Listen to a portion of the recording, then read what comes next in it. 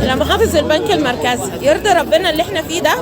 يرضي ربنا ان الناس واقفه كده من صباحيه ربنا عشان يقبضوا والبنك قافل الباب؟ يرضي ربنا؟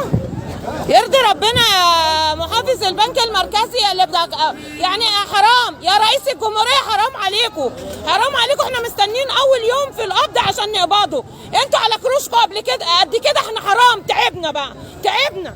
اهو بص الناس حرام عليكم، حرام عليكم. مفيش قبض. كلموا ولا انا اللي بتبرر؟ تاخدوا اول يوم اجازه مش حرام يا ناس؟ كده خدي كده والله حرام عليكم، حرام كمان اخرة الخدمه دي.